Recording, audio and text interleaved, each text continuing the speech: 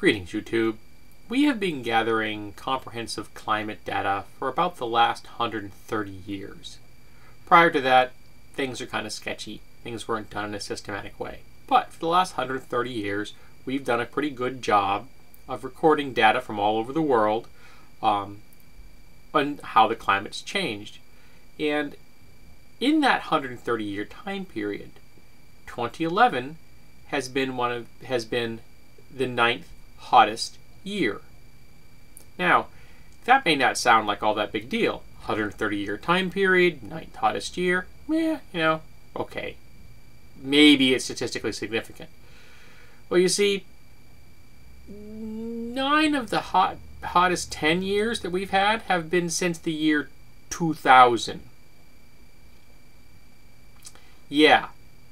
So within an 11-year time span, 9 of the years have been record setters.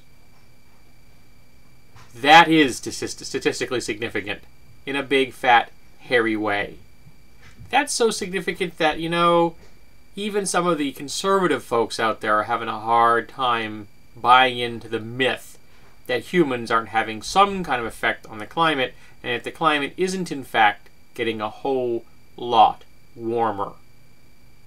Now, I think it's important to remember, and I will get people to dispute this in the comments below, I can guarantee you that 98% of people in the world that do climate research agree that the climate is getting warmer.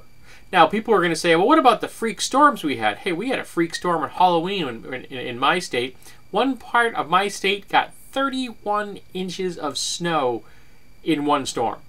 That's a significant amount of snow, folks.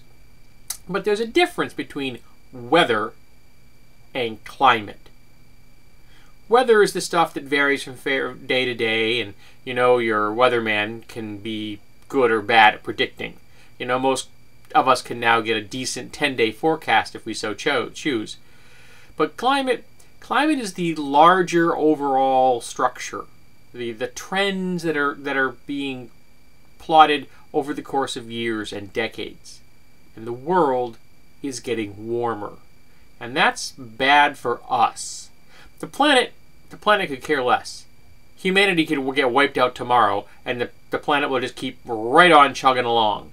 Okay? We have to be concerned about how things are going to turn out for us, for our collective children and our grandchildren.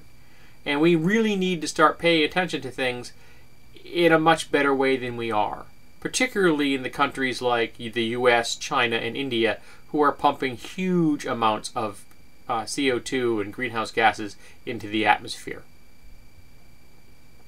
We have to do something, folks. We can't keep ignoring it. We keep ignoring it, you're dooming the grandchildren and great-grandchildren of the future to an abysmal, diminished existence. And they'll have us to blame. So why don't we stop pretending it's not going on and start doing something about it?